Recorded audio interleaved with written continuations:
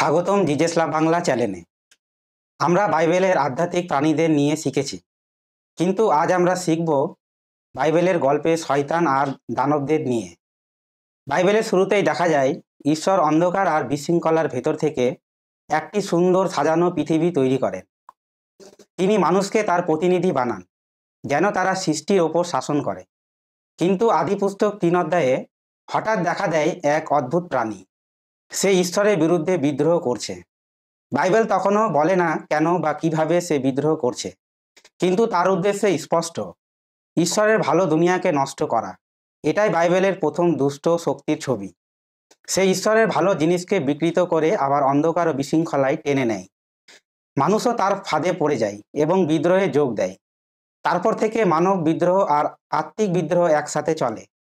Eden বাগানের সেই সাপ আসলে শুধু একটি সাধারণ সাপ ছিল না।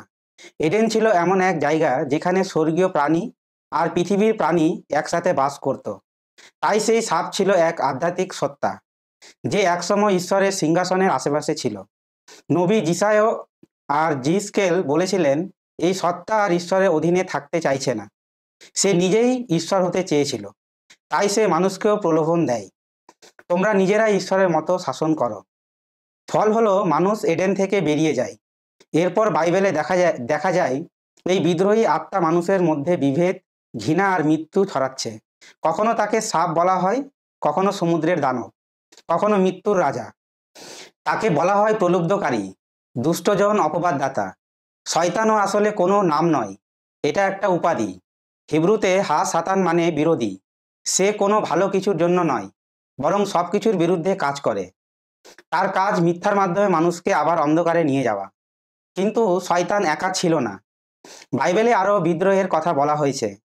ঈশ্বরের স্বর্গীয় দলের কিছু সানস অফ গড বিদ্রোহ করেছিল। আদিপুস্তক 6 অধ্যায়ে লেখা আছে, তারা মানুষের মেয়েদের সঙ্গে মিশে নেফিলিম নামে এক প্রকার দৈত্য যোদ্ধাদের জন্ম দিল। প্রাচীন রাজারা নিজেদেরকে অর্ধেক মানুষ অর্ধেক দেবতা বলে দাবি করত, কিন্তু বাইবেল বলল তারা বিদ্রোহী, দুষ্ট শক্তির দাস। তাই তাদের সহিংসতা ঈশ্বরের সুন্দর দুনিয়াকে ভরে ফেলল অরাজকতায়। এরপর আসে নিমরোদ। তার নামের মানেই বিদ্রোহী। সে বাবেল নগরী তৈরি করলো, যেখানে মানুষ নিজেদের ঈশ্বরের মতো উঁচু করতে চাইল। কিন্তু ঈশ্বর সেই বিদ্রোহ ভেঙে দিলেন। মসি পরে বললেন, সেই সময় থেকে জাতিগুলো বিদ্রোহী দেবতার পূজা করতে শুরু করেছিল। বাইবেল সেই বিদ্রোহী দেবতাদের নাম দেয় দানব।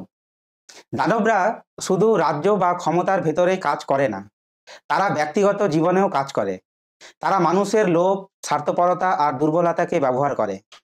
যে কোনো কিছু যা ঈশ্বরের ভালো সৃষ্টিকে আবার অন্ধকার, বিশৃঙ্খলা আর মৃত্যুর দিকে নিয়ে যায়, সেটাই আত্মিক দুষ্টতার কাজ। তাই যখন যিশু পৃথিবীতে এলেন, তিনি বললেন তার আসল শত্রু মানুষ নয়। তিনি দেখলেন সব কষ্ট, যন্ত্রণা আর মৃত্যু আসলে দুষ্ট শক্তির ফল। কিন্তু যিশু জানতেন এটাই শেষ নয়। মন্দ আর মৃত্যুকে জয় করার একটাই পথ আছে, নিজেকে উৎসর্গ করা। আর ক্রুশের মাধ্যমে মৃত্যুকে জয় করেই তিনি খুলে দিলেন নতুন মানবতার পথ, যেখানে আমরা ঈশ্বরের সঙ্গে রাজত্ব করতে পারি। আজ আমরা শিখলাম বাইবেলের গল্পে শয়তান আর দানবের কথা। এই শিক্ষা আমাদের মনে করিয়ে দেয়, ঈশ্বরের পথে থাকতে হলে সবসময় সতর্ক থাকতে হবে এবং তার শক্তির ওপর নির্ভর করতে হবে। যদি এই ভিডিওটি আপনাদের ভালো লাগে তবে লাইক করুন, বন্ধুদের সঙ্গে শেয়ার করুন, আর আমাদের জিজেসলাভ বাংলা চ্যানেলটিকে সাবস্ক্রাইব করতে ভুলবেন না। ঈশ্বর আপনাদের সবাইকে আশীর্বাদ করুন। ধন্যবাদ।